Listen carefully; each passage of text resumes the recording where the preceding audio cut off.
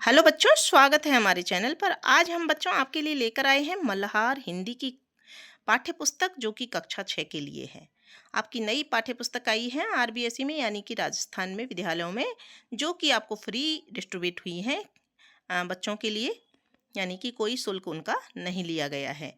तो कक्षा 6 के लिए जो मल्हार की पाठ्य पुस्तक हम लेकर आए हैं, इसका हम पहला चैप्टर हमारे चैनल पर पहले भी डाल चुके हैं, लेकिन आज हम उसको वापस रिपीट कर रहे हैं।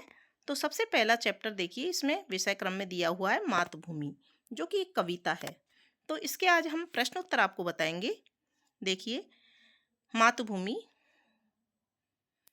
इसका पूरा कविता को पढ़ करके इसका भावार्थ, प्रसंग, कवि परिचय, ये सारे हमने पहले अपने उसमें करवा दिए हैं। ठीक है ना। और इसमें भी आप देख सकते हैं, इस वीडियो को रोक करके इनको सभी को पढ़ सकते हैं, देख सकते हैं। ये देखिए, पद्यांशों का भावार्थ, ठीक है ना, शब्दार्थ भी दे रखे हैं और भावार्थ भी देख रखे हैं।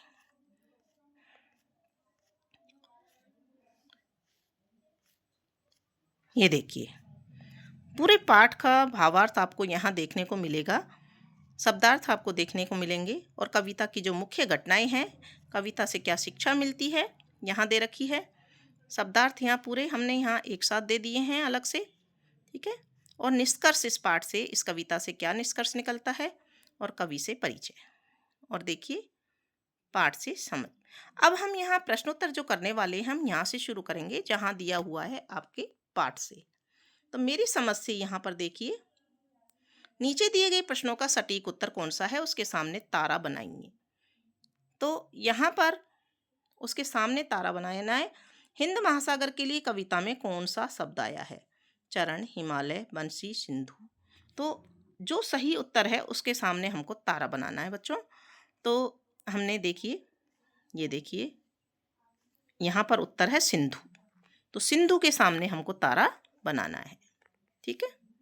फिर दूसरा प्रश्न है, मातृभूमि कविता में मुख्य रूप से भारत की प्रशंसा की गई है, भारत के महापुरुषों की जय की गई है, भारत की प्राकृतिक सुंदरता की सराहना की गई है, भारतवासियों की वीरता का बखान किया गया है। तो इनमें जो भी सही उत्तर है उसके सामने हमको तारा लगाना है। तो यहाँ हमने उत्तर बताया है, भारत की प्राकृतिक सुंदरता की सराहना की गई है, और इसके हमने सामने क्या बना दिया है, एक तारा बना दिया है। इसी तरह से आपको भी बनाना है। आप अपने मित्रों के साथ चर्चा कीजिए और कारण बताइए कि आपने यही उत्तर क्यों चुने।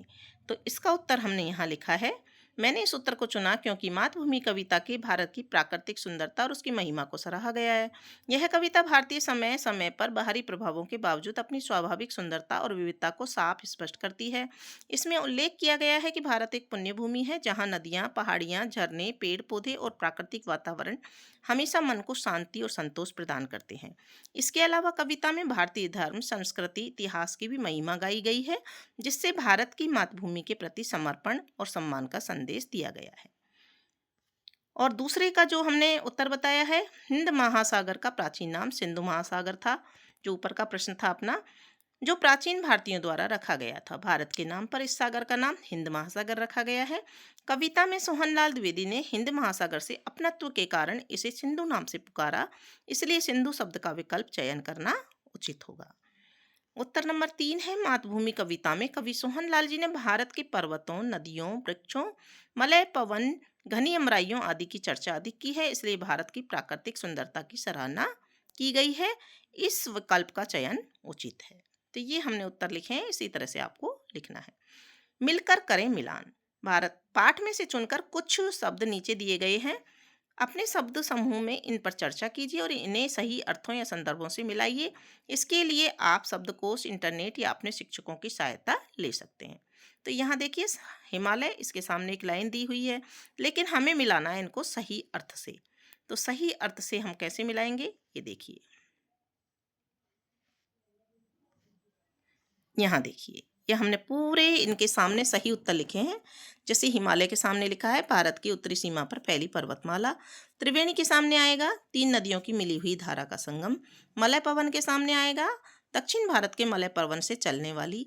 सिंधु, समुद्र, एक नदी का नाम। गंगा, यमुना, भारत की प्रसिद्ध नदियाँ। इसके बाद रघुपति, श्री रामचंद्र का एक नाम, दशरथ जी के पुत्र, श्री कृष्ण वसुदेव के पुत्र वासुदेव, सीता जनक की पुत्री जानकी, गीता एक प्रसिद्ध और प्राचीन ग्रंथ जो भगवत गीता, इसमें वे प्रश्न उत्तर और संवाद है जो महाभारत में श्री कृष्ण और अर्जुन के बीच हुए थे, गौतम बुद्ध एक प्रसिद्ध महापुरुष बौद्ध धर्म के प्रवर्तक। ठीक है, तो इस तरह से हमने इनको मिला दिया है। ठीक है, और इनके सामने हमने ये भी लिख दिए हैं उत्तर कि कौन से कौन सा मिलेगा। अब दूसरा आगे का है पंक्तियों पर चर्चा। कविता में से चुनकर कुछ पंक्तियां नीचे दी गई है, इन्हें ध्यान से पढ़िए, इन पर विचार कीजिए। क्या आपको इनका क्या अर्थ समझ में आया? अपने विचार कक्षा में अपने समूह में साझा कीजिए और अपनी लेखन पुस्तिका में लिखिए। वह युद्ध भूमि मेरी, वह बुद्ध भूमि मेरी, वह मातृभूमि मेरी, वह जन्मभूमि मेरी। ठीक है ना, तो ये लाइन थी, उत्तर है इसका। यह पंक्तियां भारत के विभिन्न महापुरुषों और उनके महत्वपूर्ण युद्धों और धार्मिक सांस्कृतिक योगदान को स्मरण कराती है। यहाँ युद्ध भूमि मेरी से भारत के ऐतिहासिक युद्धों से किया गया है, जैसे कि महाभारत का युद्ध और विभिन्न राष्ट्रीय स्वतंत्रता संग्राम। बुद्ध भूमि मेरी से भारतीय धर्म और दर्शन के महापुरुष गौतम बुद्ध के शिक्षाओं का सम्मान किया गया है, जिन्होंने अपने ज्ञान और अहिंसा के सिद्धांतों से दुनिया को प्रेरित किया। इस पंक्तियों से साफ होता है कि भारत मातृभूमि के रूप में न केवल अपने नागरिकों के लिए एक भौतिक स्थान है, बल्कि यहाँ धर्म, संस्कृति और ऐतिहासिक योगदान भी उनके लिए महत्वपूर्ण है। यह विचार भारतीय समाज में गहरी भावनाओं और समर्पण के संकेत के रूप में उठाते हैं। उत्तर नंबर 2 यानी कि दूसरे का। कवि ने भारत को युद्ध भूमि मेरी कहा है क्योंकि भारत की भूमि सदा संघर्ष की भूमि रही है। यह हमें हर तरह के अभाव, अज्ञान और दुख से लड़ना सिखाती है। भारत पर कितने ही शासकों ने शासन किया, लेकिन भारतीयों ने अपनी सभ्यता एवं संस्कृति पर आंच नहीं आने दी। कभी भारत को बुद्ध भूमि कहा क्योंकि महात्मा बुद्ध ने भारतीयों को प्रेम, दया, अहिंसा का संदेश दिया ताकि भारत में अखंडता रहे। ठीक है ना। आत्मसम्मान व आंतरिक लगाव के कारण कवि इसे मातृभूमि की संज्ञा देता है। अंत में कवि इस पावन धरती को जन्मभूमि कहा क्योंकि वह इस धरती पर जन्मा है और उसे भारत की गौरवमयी धरती पर जन्म लेने पर अत्यधिक गर्व है। ठीक है, अब है सोच विचार के लिए। कविता को एक बार से फिर से पढ़िए, निम्नलिखित के बारे में पता लगाकर अपनी लेखन पुस्तिका में लिखिए। कोयल कहाँ रहती है? तन मन कौन संवारती है? झरने कहाँ से झरते हैं? श्री कृष्ण ने क्या सुनाया? गौतम ने किसका यश बढ़ाया? तो यहाँ पर हम इनके उत्तर देखते हैं। पहले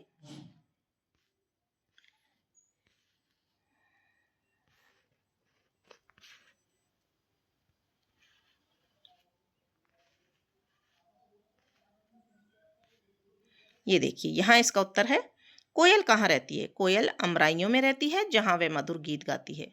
तन मन कौन संवारती है? मलय पर्वत से आने वाली सुगंधित पवन तन मन को संवारती है। झरने कहाँ से झरते हैं? झरने पहाड़ियों से झरते हैं जहाँ वे कल कल करते हुए बहते हैं। श्री कृष्ण ने क्या सुनाया था? श्री कृष्ण ने अर्जुन को गीता का उपदेश सुनाया था। गौतम ने किसका यश बढ़ाया? गौतम बुद्ध ने दया, प्रेम, अहिंसा का संदेश देकर भारत का यश बढ़ाया। नदियाँ लहर रही हैं, पग पग छहर रही हैं। लहर का अर्थ होता है पानी का हिलोरा, मौज, उमंग, वेग और जोश। शहर का अर्थ होता है बिखरना, चितरना, छिटकना, फैलना।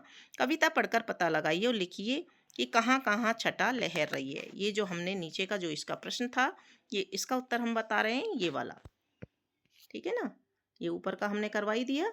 ये देखिए, तो इसका उत्तर हमने यहाँ पर लिखा है और यहाँ से आप देखिए, यहाँ से। ठीक है ना, तो लहर का अर्थ होता है पानी का हिलोरा, मौज, उमंग, वेग, जोश। शहर का अर्थ होता है बिखरना, चितराना, छिटकना, फैलना। कविता पढ़कर पता लगाइए और लिखिए कहाँ कहाँ छटा छहर रही है। छटा कहाँ कहाँ छहर रही है? प्रयागराज में, जहाँ गंगा, यमुना, सरस्वती तीनों नदियों का मिलन होता है। उसके आसपास दूर दूर तक लहरों अर्थात धाराएं छहर रही हैं, अर्थात उनकी सुंदरता चारों ओर छिटक कर बिखर कर मनमोह रही है। और दूसरा प्रश्न है किसका पानी लहर रहा है? तो यहाँ उत्तर आएगा प्रयागराज में, जहाँ गंगा, यमुना, सरस्वती तीनों नदियों का पानी लहरा लहरा कर बह रहा है। ऐसा लगता है मानो ये तीनों नदियाँ मिलकर अपनी प्रसन्नता व्यक्त कर रही हैं। तो ये इसका उत्तर है दूसरे का। ठीक है, आगे देखते हैं। कविता की रचना। गंगा यमुना त्रिवेणी नदियां लहर रही हैं। यमुन शब्द यहाँ यमुना नदी के लिए आया है। कभी कभी कवि कविता की लय और सौंदर्य को बढ़ाने के लिए इस प्रकार से शब्दों को थोड़ा बदल देते हैं। यदि आप कविता को थोड़ा और ध्यान से पढ़ेंगे तो आपको और भी बहुत सी विशेषताएं पता चलेंगी। जो आपको विशेष बातें दिखाई दें उन्हें आपस में साझा कीजिए और लिखिए। जैसे सबसे ऊपर इस कविता का एक शीर्षक है, तो इसका देखिए उत्तर, नीचे चरण टेल झुक नित सिंधु झूमता है। तो सिंधु शब्द यहाँ हिंद महासागर के लिए आया है, ठीक है ना। तो इसमें ये नया शब्द है। अमराइयाँ घनी है कोयल पुकारती है। अमराइयाँ यहाँ आम के पेड़ के लिए आया है, ठीक है। फिर अगला है बहती मलय पवन है तन मन संवारती है। तो यहाँ मलय सुगंधित के लिए आया है, ठीक है। फिर श्री कृष्ण ने सुनाई वंशी पुनीत गीता। तो यहाँ पुनीत शब्द पवित्र या शुद्ध के लिए आया है, ठीक है। इसी तरह से गौतम ने जन्म लेकर जिसका सुयश बढ़ाया। तो जिसका शब्द यहाँ भारत देश के लिए आया है, ठीक है। इसके बाद में मिलान। स्तंभ 1 और 2 में कुछ पंक्तियाँ दी गई हैं। मिलते जुलते भाव वाली पंक्तियों को रेखा जोड़कर खींचकर जोड़िए, ठीक है। वह जन्मभूमि मेरी वह मातृभूमि मेरी। तो इससे कौन सा मिलेगा, ये यहाँ पर मिल जाएगा, दूसरा इससे मिल जाएगा। मैंने उस भूमि पर जन्म लिया है, वह भूमि मेरी माँ के समान है। चिड़िया चहक रही हों मस्त झाड़ियों में। तो वहाँ की जलवायु इतनी सुखदाई है कि पक्षी पेड़ पौधों के बीच प्रसन्नता से गीत गा रहे हैं। अमराइयाँ घनी हैं कोयल पुकारती है। तो यहाँ हमने इसको मिलाया है। यहाँ आम के घने उद्यान हैं जिनमें कोयल आदि पक्षी चहचहा रहे हैं, ठीक है ना। ये यहाँ से हटा देना, आदि पक्षी चहचहा रहे हैं। फिर देखिए ये मिलान हो गया। अनुमान या कल्पना से अपने समूह में मिलकर चर्चा कीजिए। अमराइयाँ घनी है कोयल पुकारती है। कोयल क्यों पुकार रही होगी, किसे पुकार रही होगी, तो और कैसे पुकार रही होगी। तो यहाँ इसका उत्तर हम नीचे देखेंगे। ये देखिए,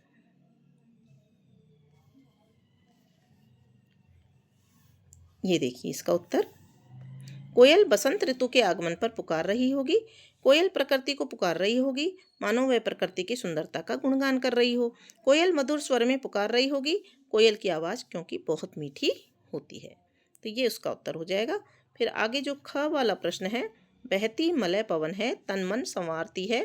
पवन किसका तन मन संवारती है और यह कैसे करती है। तो यहाँ पर इसका उत्तर देखते हैं दूसरे का। ये देखिए उत्तर है, पवन निम्न चीज़ों का तन मन संवारती है। प्रकृति का, पेड़ पौधों फूलों पत्तियों को झकझोर कर। मनुष्यों का, उन्हें ताजगी और सुकून देकर। पशु पक्षियों का, उन्हें राहत और उल्लास देकर। तो यहाँ राहत में रहत लिखा है, इसको राहत लिख लेंगे आप।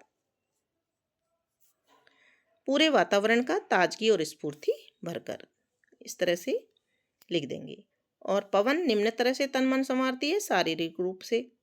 आगे भी इसका उत्तर है, ताजगी प्रदान करके, गर्मी में राहत देकर, शरीर को ठंडक पहुंचाकर, पसीने को सुखाकर। और मानसिक रूप से तनाव कम करके, मन को बेहतर बनाकर, प्रफुल्लित करके, नई ऊर्जा से भरकर। प्राकृतिक रूप से पेड़ पौधों को झकझोर कर, उन्हें नृत्य करने जैसा प्रतीत करा के।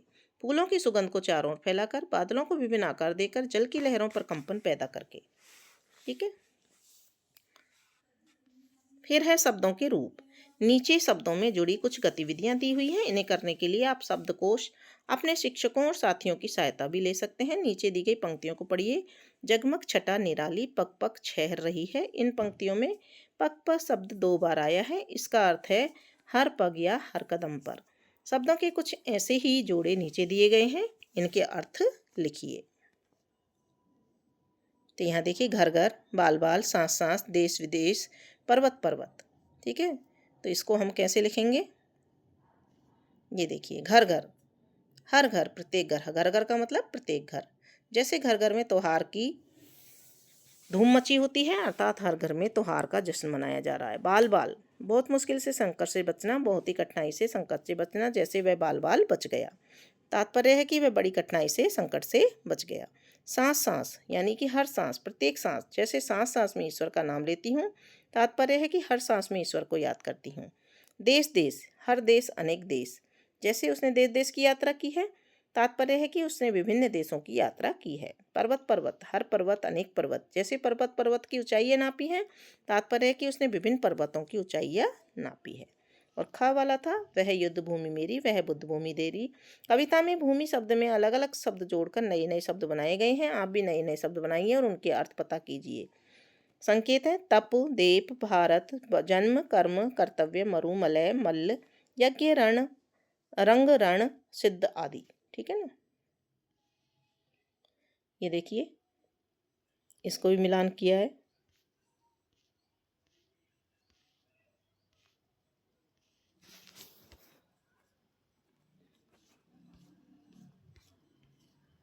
यहाँ देखिए भूमि मरुभूमि, यज्ञ भूमि, रणभूमि, महतभूमि, जन्मभूमि, देवभूमि। तो भूमि को हमने अलग अलग नाम से यहाँ जोड़ दिया है। ठीक है। फिर है थोड़ा भिन्न थोड़ा समान। दी गई पंक्तियों को पढ़िए। जग को दया सिखाई, जग को दिया दिखाया। तो थोड़ा भिन्न थोड़ा समान। तो यहाँ पर देखिए दया और दिया में केवल एक मात्रा का अंतर है, लेकिन इस मात्रा के कारण शब्द का अर्थ पूरी तरह बदल गया। आप भी अपने समूह मिलकर ऐसे शब्दों की सूची बनाइए जिनमें केवल एक मात्रा का अंतर हो, जैसे घड़ा घड़ी, जैसे चांद चांदी, घट घाट, चना चीन, मेला मैला, दान दिन, काल कील, राग रोग, मान मौन, दाल दिल, पाठ पीठ, बाल बोल। ठीक है ना। तो इस तरह से ये आपके यहाँ तक हो गए हैं।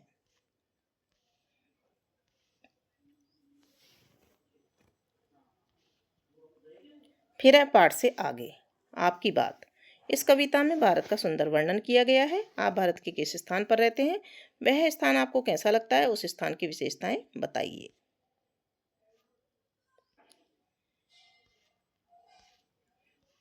तो ये देखिए इस कविता में भारत का सुंदर वर्णन किया गया है। आप भारत के किस स्थान पर रहते हैं, तो इसका उत्तर यहाँ पे हमने लिखा है हम दिल्ली में रहते हैं। हमारे भारतवर्ष की राजधानी है। बढ़ती जनसंख्या के कारण पेड़ों की कटाई की जा रही थी। खेतों मैदानों के स्थान भी कंक्रीट में बदलते जा रहे थे। इस कारण इसकी प्राकृतिक सुंदरता कुछ कम हो गई थी। परंतु अब झीलों उद्यानों की नवीनीकरण, नए नए पुलों, मेट्रो के निर्माण से मेरी दिल्ली सुंदर बनती जा रही है। यहाँ भारत के सभी प्रांतों के लोग रहते हैं, इसलिए खान पान में भी बहुत विविधता है। हम सभी शांतिपूर्वक मिलजुल कर यहाँ के बदलते मौसम का आनंद लेते हैं। यहाँ Lal Qila, India Gate, rail, museum, Akshardham, Kamal Mandir आदि दर्शनीय स्थल हैं। फिर अगला प्रश्न इसमें है अपने परिवार के किसी सदस्य या मित्र के बारे में लिखिए, उसकी कौन कौन सी बातें आपको अच्छी लगती हैं। तो यहाँ देखते हैं मैं भारत के दक्षिण भाग में रहता हूँ। यह स्थान मुझे बहुत अच्छा लगता है क्योंकि प्रकृति, समुद्र तटों, नारियल के पेड़ों, चाय और कॉफ़ी के बागानों से भरपूर है।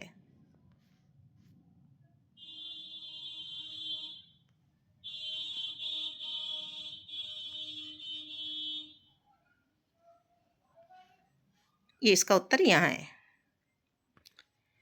मुझे अपने परिवार की सदस्य माँ की अनेक बातें बहुत अच्छी लगती हैं।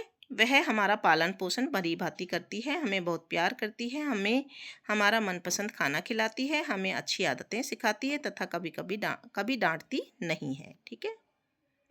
फिर है वंशी से। श्री कृष्ण ने सुनाई वंशी पुनीत गीता। वंशी बांसुरी को कहते हैं। यह मुंह से फूंक मारकर बजाए जाने वाला एक वाद्य यानी बाजा है। नीचे फूंक मारकर बजाए जाने वाले कुछ वाद्य यंत्रों के चित्र दिए गए हैं। इनके नाम शब्द जाल से खोजिए और सही चित्र के नीचे लिखिए। तो यहाँ से देखिए शहनाई, बांसुरी, इसमें बहुत सारी चीज़ें दे रखी हैं। तो इनके नाम हमको इनके नीचे लिखने हैं। तो यहाँ हमने इसको पहेली में हमने इनको अलगोजा, भाकोरा, नाद, शहनाई, शंख, बीन, सींगी और बांसुरी, ये हमने इनको और यहाँ इनके नाम भी लिख दिए। ये अलगोजा, बीन, बांसुरी, सिंगी, शहनाई, नाद, भंकोरा और शंख, इनके नाम भी हमने यहाँ लिख दिए। ठीक है। फिर है आज की पहेली। आज हम आपके लिए अनोखी पहेली लाए हैं कि नीचे कुछ अक्षर दिए हुए हैं, इन्हें आप मिलाकर सार्थक शब्द बनाइए। अक्षरों को आगे पीछे किया जा सकता है, यानी कि उनका क्रम बदला जा सकता है। आप अपने मन से किसी अक्षर के साथ कोई मात्रा भी लगा सकते हैं। पहला शब्द हमने आपके लिए पहले ही बना दिया है, जैसे स म ह ग र से महासागर बनाए। ठीक है, इस तरह से हमको भी बनाने हैं। तो यहाँ देखिए हमने इसको कैसे बनाया है। ये देखिए, ह मर य ल तो हिमालय बनाया है हमने, ग से गंगा बनाई है, भ त और र से बनाया भीतर, ल क और य से बनाया है कोयल, व न और प से बनाया है पवन। इसके अलावा भी आप और कुछ भी शब्द बना सकते हैं और लिख सकते हैं। अब है झरोके से। आप अपने विद्यालय में वंदे मातरम गाते होंगे। वंदे मातरम बंकिम चंद्र चट्टोपाध्याय के द्वारा रचा गया था। यह गीत स्वतंत्रता की लड़ाई में लोगों के लिए प्रेरणा का स्रोत था। भारत में इसका स्थान जनगण मन के समान है। क्या आप इसका अर्थ जानते हैं, समझते हैं? आइए आज हम इसका पहले इसका अर्थ समझ लेते हैं, फिर समूह में चर्चा करेंगे। तो यहाँ देखिए, वंदे मातरम का यहाँ भावार्थ दिया हुआ है पूरा। तो इस पूरे गीत का वंदे मातरम सुजलाम सुफलाम मलयज शीतलाम सस्य श्यामलाम मातरम वंदे मातरम शुभ्रजोत्स्नां पुलकितयामिनीं फुल्लकुसुमितै द्रुमदल शोभिनीं सुहासिनीं सुमधुरभाषिणीं सुखदां वरदां मातरम वंदे मातरम। तो इस तरह से ये दिया हुआ है और इसका भावार्थ यहाँ दिया हुआ है। इसको पढ़ के देखिए। हे माता, मैं तुम्हें प्रणाम करता हूँ। तुम जल से भरी हुई हो, फलों से परिपूर्ण हो। तुम्हें मलय से आती हुई पवन शीतलता प्रदान करती है। तुम अन्न के खेतों से परिपूर्ण वंदनीय माता हो। हे माँ, तुम्हें मैं प्रणाम करता हूँ, जिसकी रमणीय रात्रि को चंद्रमा का प्रकाश शोभायमान करता है, जो खिले हुए फूलों के पेड़ों से सुसज्जित है, सदैव हंसने वाली, मधुर भाषा बोलने वाली, सुख देने वाली, वरदान देने वाली माँ, मैं तुम्हें प्रणाम करता हूँ। ठीक है। अब है साजी समझ। अपनी मातृभूमि कविता को भी पढ़ा और वंदे मातरम को भी। अब कक्षा में चर्चा कीजिए और पता लगाइए इन दोनों में से कौन कौन सी बातें एक जैसी हैं और कौन सी बातें कुछ अलग हैं। तो यहाँ पर आप एक जैसी बातों को लिख सकते हैं और एक जैसी समानता, नदियों के द्वारा जल से परिपूर्ण, फलों से परिपूर्ण, शीतल मलय पवन का बहना। और असमानताएं हैं मातृभूमि कविता, हिमालय एवं सागर की चर्चा, और धरती को मातृभूमि, जन्मभूमि, स्वर्णभूमि, पुण्यभूमि, धर्मभूमि, कर्मभूमि, युद्धभूमि, बुद्धभूमि आदि नामों से पुकारना, बुद्ध, राम, सीता, कृष्ण का वर्णन, झरने और पहाड़ियों को दर्शाना और पक्षियों की चहक दर्शाना, ये इसमें अंतर थे। ठीक है ना। वंदे मातरम। इसके बाद में देखते हैं कौन सा प्रश्न था। नीचे पाठ से संबंधित कुछ रचनाएं दी गई हैं। इस पुस्तक से दिए गए QR कोड की सहायता से पढ़े हुए देखें। स्वाधीनता की सरगम, वंदना के इन स्वरों में, न हाथ एक शस्त्र हो, पुष्प की अभिलाषा, यह महिमा में अपना भारत। तो ये आप अपने आप देखेंगे QR कोड की सहायता से और उनको पढ़ेंगे। ठीक है ना। यहाँ हमने समानता और अंतर बता दिए।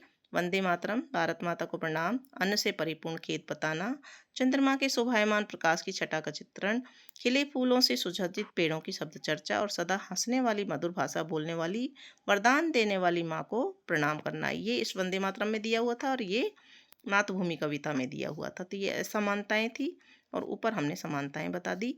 ये आपको पुष्प की अभिलाषा, ये कविता है जो हमने यहाँ पर बताई है। आगे की दूसरी कविताएं आप इसको एक बार पढ़ करके देख लेते हैं। चाह नहीं मैं सुरबाला के गहनों में गूंथा जाऊं, चाह नहीं प्रेमी माला में बिंद प्यारी को ललचाऊं, चाह नहीं सम्राटों के सब पर हे हरि डाला जाऊं, चाह नहीं देवों के सिर पर चढ़ूं, भाग्य पर इठलाऊं। मुझे तोड़ लेना वनमाली, उस पथ पर तुम देना फेंक, उस पथ पर देना तुम फेंक, मातृभूमि पर शीश चढ़ाने जिस पथ जावे वीर अनेक। तो ये माखन लाल चतुर्वेदी के द्वारा लिखी गई पुष्प की अभिलाषा नाम से ये कविता है। बहुत ही अच्छी है कि इसने एक फूल की अभिलाषा यानी कि इच्छा को इसमें बतलाया गया है कि वो किस प्रकार से जो हमारे वीर सैनिक है उनके लिए काम आना चाहते हैं। इसी के साथ में ये आपका चैप्टर के जो सारे प्रश्नोत्तर हैं कंप्लीट होते हैं। तो बच्चों, आपको समझ में आ गए होंगे कि कैसे आपको प्रश्नों के उत्तर देने हैं।